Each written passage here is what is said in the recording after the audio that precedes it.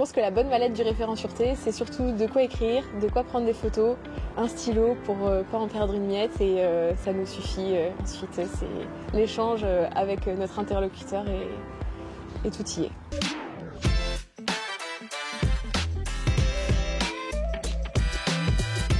Nous sommes aujourd'hui dans la vallée de Chevreuse avec l'adjudant Lucie. Bonjour adjudant. Bonjour colonel. Pouvez-vous nous expliquer un peu quel est votre métier? Je suis référent sûreté pour la cellule de prévention technique de la malveillance au sein du groupement de gendarmerie des Yvelines. Quelles sont vos grandes missions? L'accompagnement, les études de sûreté et tout ce qui va toucher de près ou de loin à la vidéoprotection. L'accompagnement, ça consiste en quoi? À être présent, répondre présent pour les particuliers, les élus, les agriculteurs, les commerçants.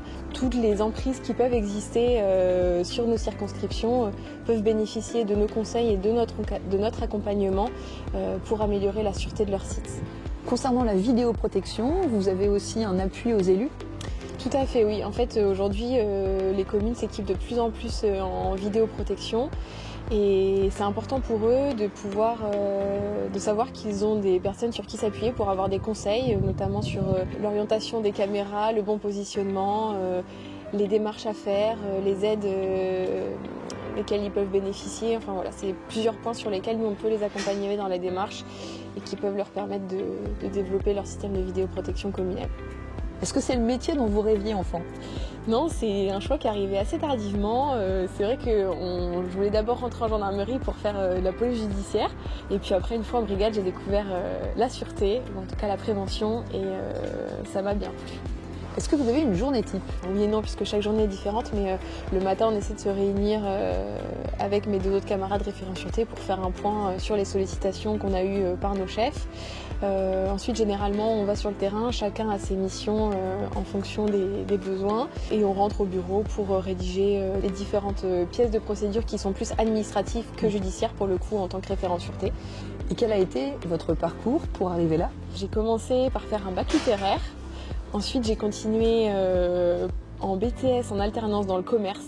Donc, puis je suis rentrée en gendarmerie, puis je suis allée à l'école de Châteaulin. J'ai ensuite été affectée à la brigade de Chevreuse dans les Yvelines.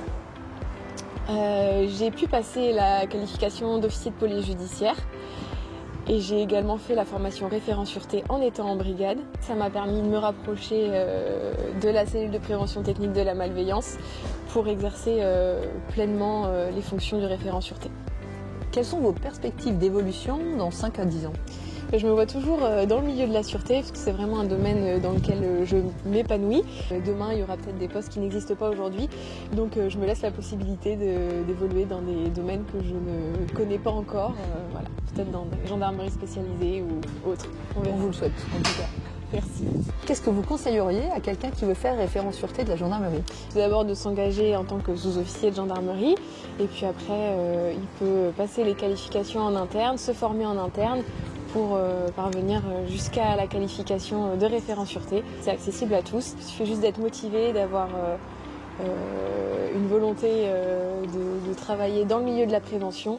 Qu'est-ce qui vous plaît dans votre quotidien? C'est vraiment le contact qu'on peut avoir avec nos différents interlocuteurs. Ça va du particulier au professionnel, aux élus, aux commerçants, aux agriculteurs, aux industriels. On a vraiment tout un panel de professionnels et on échange avec beaucoup de mondes différents et c'est très intéressant, très enrichissant quotidiennement. Vous avez une anecdote à nous partager? En tant que référent sûreté, on peut aussi être amené à participer à des salons. Donc je m'étais portée volontaire pour faire le salon des buralistes. Et donc on m'appelle en me disant que finalement le salon des buralistes ce sera pas possible, mais que la veille il y a le congrès donc qui consiste en une table ronde en fait et on intervient, on explique un peu le rôle du référent sûreté pour les buralistes. Donc j'y vais, je me présente et quand j'arrive on me dit est-ce que vous souhaitez être maquillée? Et là, je me dis maquillée pour les caméras. Ok, d'accord, donc là je me dis bon, c'est peut-être pas juste une simple table ronde, donc je dis mais ils sont combien? 500. D'accord. Donc je me suis retrouvée face à une salle avec mes camarades préfecture de police et police nationale, un référent de chaque entité, devant 500 personnes, avec des caméras de part et d'autre. Bon, j'ai eu droit au maquilleur, c'était assez surprenant, mais très bonne expérience. Très bonne expérience, et puis en plus du coup vous avez touché à un maximum de monde par rapport la à vos prévention conseils. au sens large. Quelles sont les qualités qu'il faut avoir pour exercer votre métier? Je pense qu'il faut aimer être au contact de la population, être à l'écoute aussi, puisque c'est très important. Ils ont besoin de nous et on est là pour eux, pour les écouter et pour les aider. Qu'est-ce qui est le plus difficile? Ça va être d'essayer de trouver des méthodes adaptées en fonction de la personne qu'on a en face. Tout le monde n'a pas le même budget, n'a pas les mêmes attentes, n'a pas la même qualité ou quantité de produits à sécuriser. Donc ça va être d'adapter vraiment nos conseils de prévention et nos préconisations à l'interlocuteur. Vous avez un objet qui ne vous quitte pas? Je pense que la bonne mallette du référent sûreté, c'est surtout de quoi écrire, de quoi prendre des photos, un stylo pour pas en perdre une miette, et ça nous suffit. Ensuite, c'est l'échange avec notre interlocuteur et tout y est. Un mot pour qualifier votre métier? La prévention.